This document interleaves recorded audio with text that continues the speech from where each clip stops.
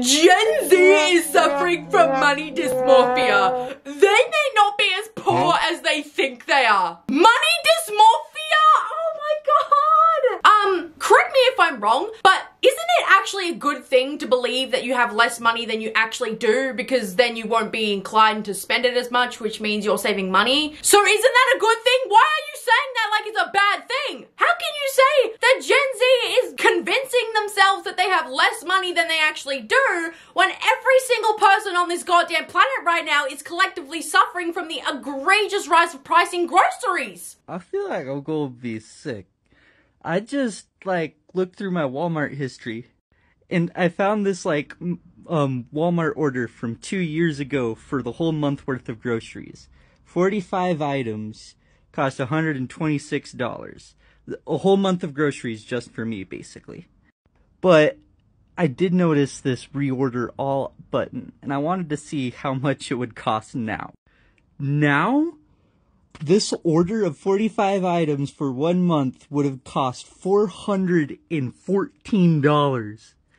That is 4 times more. How can you say that when most of Gen Z is working 2 jobs because 1 isn't enough? Is Gen Z just imagining that it's getting progressively more expensive to buy the exact same items we've been consuming for years? Is Gen Z lying about the fact that employees are literally getting paid less for the same amount of work? So it's either one of 2 things. Either all 8 billion people on this planet are struggling with financial dysmorphia, or the more likely option, we're all getting screwed over by the government, and instead of solving the actual problem, they'd rather blame it on a scapegoat.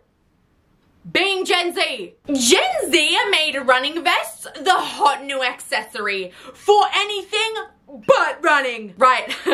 I have 2 things to say about this. Firstly, were you born the day that you literally published this article? Just because an item of clothing is created for a practical reason doesn't mean that it's always going to be worn for that exact purpose. And what do you know? Gen Z is not the first generation to do this. For example, what was one of the biggest clothing trends of the 90s? Ding ding ding! Tracksuits! The tracksuit was originally designed to be worn by athletes either during sporty activities or right before getting into competition. But did people in the 90s wear the tracksuit to exercise? No, they wore it because they thought it looked cool. But secondly, what I find absolutely hilarious is how in this article, they say that Gen Z is wearing this accessory supposedly for everything but running. But the examples they use to prove their point are of Gen Zers who are literally going on a run. Because one of the TikToks they used as an example to prove their point of Gen Z buying this accessory without exercising comes from an account from a woman who runs very frequently. And again, another example they used was of another woman doing a running outfit of the day TikTok. Also wearing the running vest along with bike shorts and an Apple Watch. Because she's doing what? Running, right? How are you proving yourself wrong in your own article, bro? Gen Z ditches avocado toast for trendy tomato ice toast. Oh, wow, really? Is that what we're doing? Is that why not a single Gen Z watching this video right now had no idea what that was up until this point? How can we be replacing one meal with another meal when none of us knew that meal even existed? And what's funny to me is how every single Gen Z in the comment section hated the idea of eating tomato ice. People were saying to just put the fries in the bag because this was an unnecessarily weird meal to make, and people were saying that they don't know how to feel about this, and people even said that it's actually nothing that they want to try because freezing the tomato will make it tasteless and crunchy. So actually, we will be continuing to eat avocado and guacamole on our toast like everybody else because we also think it's delicious, and we're not trying to replace it. Scrabble makes historic change to game with less competitive, inclusive version to appeal to Gen Z. The makers of Scrabble found that younger people, Gen Z people, don't quite like the competitive nature of Scrabble. They want a game where you can simply enjoy language, words, being together, and having fun creating words. Can we stop this madness? Please! Gen Z isn't a bunch of mindless, brain-dead, spineless clump of cells that haven't even left the womb yet. Now, not only did I just recently play an entire game of Scrabble with my sister that we heavily enjoyed because of the challenge, but why do you think games like Fortnite are as popular among Gen Z as they are? Because of the competitive nature of the game! And why do you think there are so many TikToks and memes made by Gen Z about how seriously we all take Uno when we play it together? Because we love competition! I don't know where these idiots are getting their information from, but stop blaming the actions of these corporations simply wanting to make more money from Gen Z. Because we had nothing to do with that. None of us were clamoring for that. We're happy to play the regular Scrabble.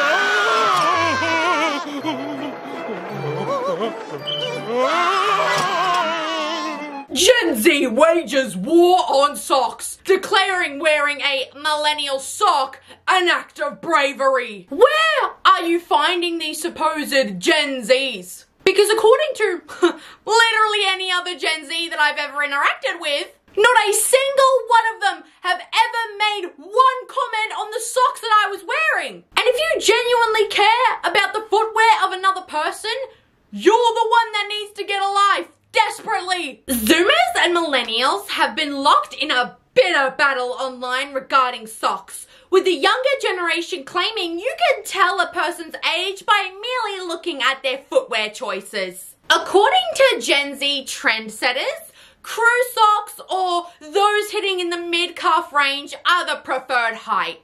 The youngsters believe you can always spot a millennial when their socks barely peek out from the top of their shoes, or worse, don't show at all. Oh my god, who the hell cares? Hey, so guess what? I'm a Gen Z and I own and wear all kinds of socks because different styles of shoes need different lengths of socks. When I wear my old ass Adidas shoes, I wear my regular socks. When I wear my Vans, I wear calf socks so that my ankles don't bleed after an hour of wear. And when I wear my slip-on Converse, I wear a pair of no-show socks. It's nothing to write home about, and it's certainly not the act of bravery you guys think we think it is. Gen Z is ditching water in plastic bottles for delivery in expensive glass jugs. You know what? Yeah, cool. Guys, that's what we're doing now. That's totally not just a headline constructed by throwing a bunch of random words written on little pieces of paper and blindly picked 6 words out of a hat. Alright, so we just got our delivery from Crystal Springs. We ordered 4 5-gallon jugs of the Mountain Valley spring water. Between shipping costs and dispenser rentals and bottle deposits, this costs us $165 a month in New Jersey, but highly recommend it. And that's it. Literally. Other than using this screenshot from another user who is also most likely a millennial, that's all the proof that they could find that Gen Z is supposedly crazy over throwing hundreds of dollars on water delivery, when actual Gen Zs were in those comment sections saying that $165 is a wild price and that you're better off supplying water for yourself at a natural spring instead. Sorry, Gen Z, the millennial side part is trending again. Because apparently we ever cared about how other people styled their hair in a way that makes them feel good. I don't give a damn about how anybody wears their hair because Gen Z also parts their hair. I mean, you even showed a picture of a freaking Gen Z in Olivia Rodrigo wearing a side part in your own damn article about us not wearing side parts. What is going on here? Gen Z fears TikTok ban would make them digital refugees and vows to snub Instagram because it's a humiliation ritual. I think I have to end the video here because that was a real string of words that I had the misfortune of reading. Gen Z, I don't know if you're aware of this, but the oldest Gen Z was born in 1997, and we lived without TikTok and social media for a good portion of our childhoods. So if we've done it once, we can do it again. I would not be a digital refugee, whatever that's supposed to mean. And whoever coined that term is an absolute joke. Also, none of us believe that Instagram is humiliating. I still love and use Instagram, and I know many people in Gen Z who still love and use Instagram. In fact, it is so popular in my generation that over 80% of Gen Z girls who live in the US use the app every single